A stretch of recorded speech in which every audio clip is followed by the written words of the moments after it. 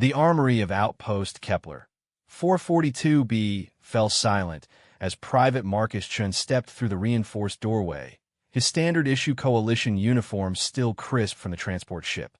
The assembled alien recruits, 12 different species representing the Galactic Defense Force's most elite training program, turned to assess the newcomer with expressions ranging from curiosity to barely concealed disdain.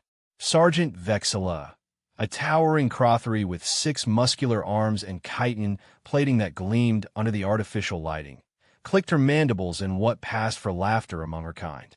So this is the famous human recruit we've heard so much about. Marcus nodded politely. Private Chin reporting for weapons training, Sergeant. The other recruits exchanged glances. Zarketh, a reptilian saurian whose species prided itself on physical superiority, flicked his forked tongue dismissively. Command must be getting desperate if they're accepting mammals into the program. Look at those spindly limbs, added Thorgrim, a crystalline Zephyrian whose body structure resembled living granite. How does he even support his own body weight? Marcus remained at attention, though his jaw tightened slightly. He'd heard variations of these comments during the 3-month journey from Earth. Humans were the newest species to join the Galactic Coalition, and their inclusion in the elite Rapid Response Corps was still controversial among the established military powers. Sergeant Vexilla gestured to the weapon racks lining the armory walls. Today we're testing maximum load capacity. Each recruit must demonstrate proficiency with standard infantry weapons before advancing to specialized training. Her 6 eyes focused on Marcus with predatory interest. We'll start with something appropriate for limited physiologies. She selected what appeared to be a standard plasma rifle, its sleek design humming with contained energy. The weapon was half Marcus's height and weight, approximately 15 kilograms, standard for most coalition species, but considered heavy by human military standards. Marcus accepted the weapon, checked its power cell with practiced efficiency, and shouldered it without difficulty. His movements were fluid, professional, and drew grudging nods from several recruits. Adakwata, Baxilla Kunsada. Now let's see how you handle something with real stopping power. She moved to the heavy weapons section, selecting a Crothery assault cannon designed for her species' enhanced strength. The weapon massed nearly 40 kilograms and required specialized servo assists for most users. Even Thorgrim, with his crystalline density, needed both manipulator arms to operate it effectively. Marcus studied the weapon briefly, noting its magnetic coil design and fusion power core. Interesting engineering. Mind if I try it? The armory erupted in barely suppressed laughter. Zarketh's scales rippled with mirth. You can't be serious, human. That weapon is designed for species with proper muscle density. Even I require assistance with the targeting servos, admitted Clevier, a 4-armed Nexary whose species was renowned for their mechanical aptitude. Marcus stepped forward and, without ceremony, lifted the assault cannon from its mounting bracket. The weapon, designed to require 2 Crothery to deploy, settled into his grip like it belonged there.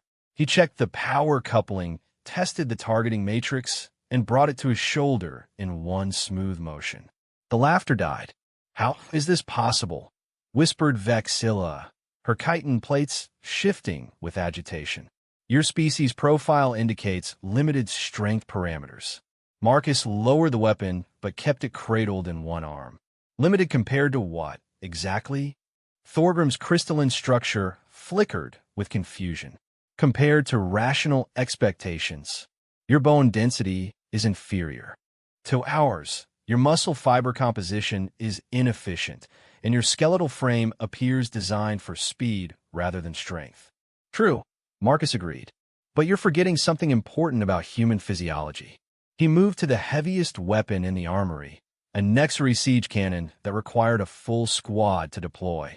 The barrel alone weighed over 80 kilograms, and the power core added another 60. It was intended for vehicle mounting or fixed defensive positions. This weapon, Vexilla said nervously, is not designed for individual operation. Marcus began disassembling the cannon with practiced efficiency, separating barrel from power core from targeting computer. You're right. But sometimes you don't need to carry the whole system. With the components separated, he hefted the barrel section, still weighing nearly 100 kilograms, and balanced it across his shoulders like an ancient human warrior might carry a fallen comrade. The thing about human evolution, he explained conversationally, is that we're endurance hunters. We're designed to carry loads over long distances. Our muscle fiber composition might seem inefficient, but it's optimized for sustained effort rather than explosive power. He squatted down, keeping his back straight, and deadlifted the reassembled cannon. The weapon that required anti-gravity assistance for most species rose smoothly in his grip. Plus, he added, settling into a firing stance that would have been impossible for any other species present. Earth gravity is 9.8 meters per second squared. Most coalition worlds clock in around 6 to 7. I've been training in what you'd consider a high-gravity environment my entire life. The silence stretched until Zarketh finally spoke, his voice barely a whisper. What else can your species do? Marcus grinned, and for the first time since arriving at the outpost, he looked genuinely dangerous. Want to find out? Of civilized worlds everywhere. Elena nodded diplomatically, making a mental note not to mention Australia's spider situation.